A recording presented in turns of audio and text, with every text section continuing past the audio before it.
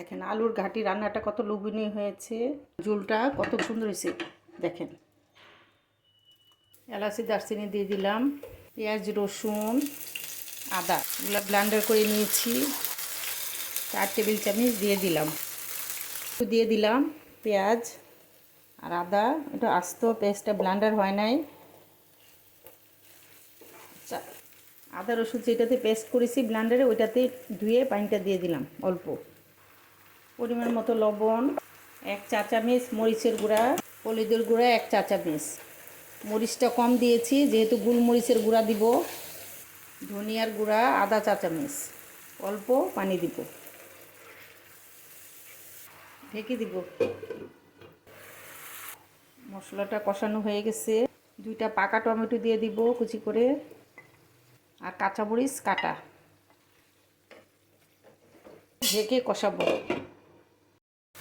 আলুটা ছোট করে কেটে শুধু লবণ দিয়ে ভেজে রেখেছি, এটা দিয়ে দিলাম, নাড়াটা দিব, ঢেকে দিব, কষাবো। আলুটা হয়ে আসছে, ভাজা মুরগিটা দিয়ে দিব, ভেজে নিয়েছি হলুদ আর লবণ দিয়ে, ঢেকে দিব। অফ ক্যামেরায় সিদ্ধ আলু দিয়েছিলাম, এই সিদ্ধ আলু দেখেন, এগুলো হলো সিদ্ধ আলু। হ্যাঁ, কিছু সিদ্ধ আলু দিয়েছি, কিছু এই যে আস্ত আলু দিয়েছি। অফ ক্যামেরায় চলে গেছে। হাফ কেজির মতো সিদ্ধ আলু দিয়েছি। এটা ভালো করে একসাথে কষাবো।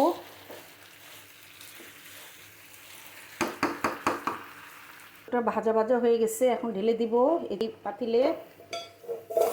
মাংস আর আলুটা ভেজে ফেলেছি। আপনারা এক পাতিলে করতে পারবেন, কিন্তু আমি এটা একটু ভাজার জন্য আপনাদের দেখানোর সুবিধার্থে এটাতে করেছি। পাতিলে কষাতে একটু কষ্ট হয়, সেজন্য ওইটাতে কষিয়ে নিয়েছি। এখন এটাতে ঢেলে দিয়েছি। জিরা দিব, ভাজা জিরার গুঁড়া দিয়ে দিব 1 চামচ। কষানো হয়ে গেছে, গরম পানি, আর একটু পানি দিয়ে দিব। আলুর ঘাটিতে একটু পানি বেশি লাগে, একটু মাখা মাখা হয়ে যাবে।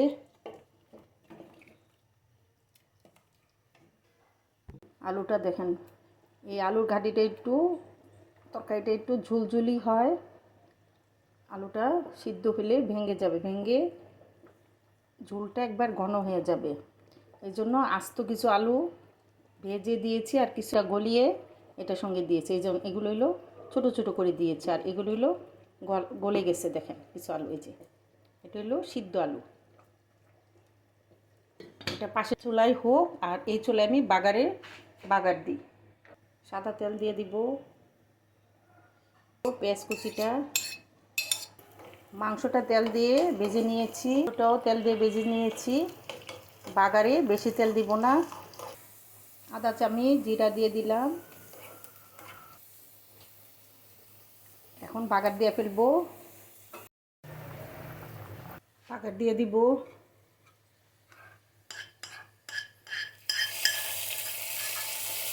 এই আলুর ঘাটি বাগারে আমরা পেঁয়াজটা বেশি ভাজা ভাজা করি না।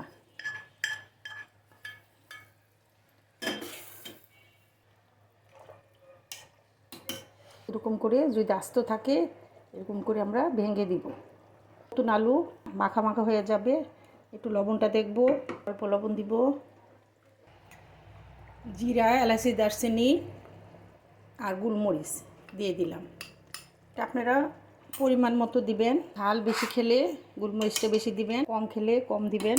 আলুর ঘাটি দিয়ে মুরগির মাংস, ঢাকনা দিয়ে আঁচ কমিয়ে 5 মিনিট রান্না করব। দেখেন আলুর ঘাটি রান্নাটা কত লোভনীয় হয়েছে। দেখাই এরকম হবে। দেখছেন আলুর ঘাটির গ্রেভি কত ঘন হয়েছে, কত লোভনীয় একটা রান্না হয়েছে। আলুর ঘাটি ফার্মের মুরগি দিয়ে লাল টকটক। আমার রান্নাগুলো যদি আপনাদের ভালো লাগে, লাইক, কমেন্ট, শেয়ার ও সাবস্ক্রাইব করবেন। আল্লাহ হাফেজ।